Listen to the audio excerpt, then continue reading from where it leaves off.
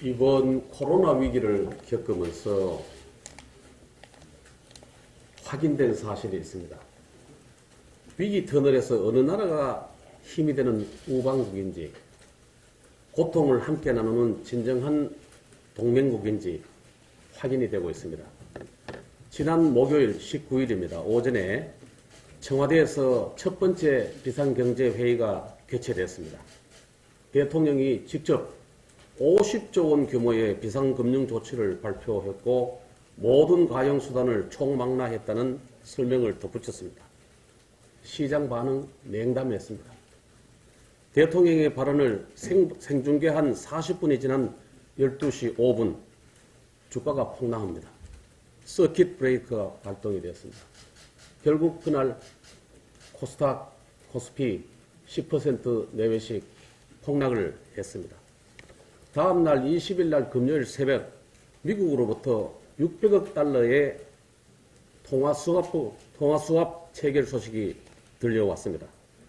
몇 시간 뒤에 개장한 우리 증권시장은 빠른 속도로 안정세를 되찾았습니다.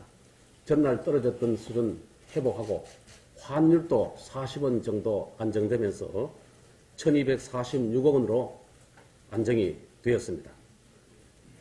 그런데 그 다음 날 토요일 날 21일 북한은 김정은의 직접 지휘 아래 동해상으로 단거리 탄도 미사일 2발을 쾅쾅 발사했습니다. 3월 들어 세 번째입니다.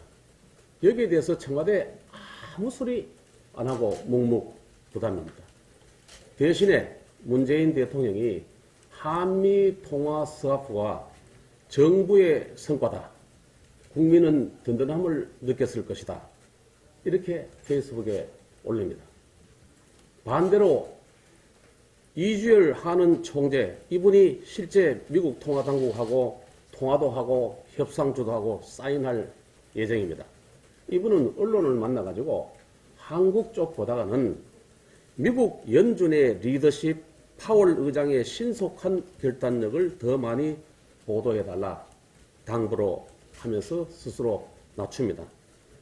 어느 분의 은행과 처신이 공직자다운지 확인되는 장면입니다.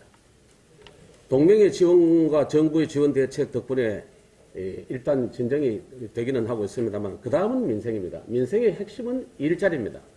일자리는 만들고 고용 나누고 분담 나누고 그 다음에 기회를 계속해서 제공해 나가는 겁니다.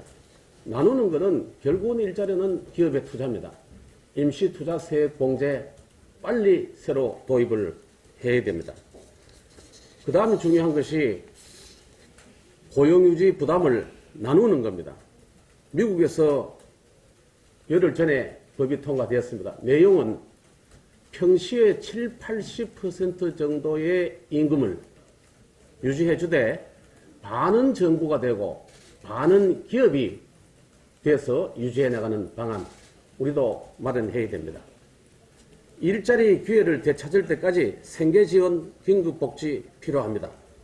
우리 당이 발표한 40조 국민채 발행의 주요 내용이 되기도 합니다만은 건배로 납부 이후에 면제, 실업급여 기간 연장, 필요하면 긴급복지 성격의 현금 지원도 검토할 필요가 있습니다. 그런데 집행할 때는 정책 제1 대상이 피해가 집중된 지역에 먼저, 대구 경북 지역에 먼저 쓰고 그리고 쓰러지고 있는 임시 일용 근로자, 영세 골목 상인 이런 분들한테 먼저 집중 지원되어야 할 겁니다. 이를 위해서 대통령은 야당에서 제의하고 있는 제1야당 대표와 조건 없는 영수회담에 신속히 응답하는 길이 코로나 이후를 대비하는 첫 길이다 이렇게 생각을 합니다.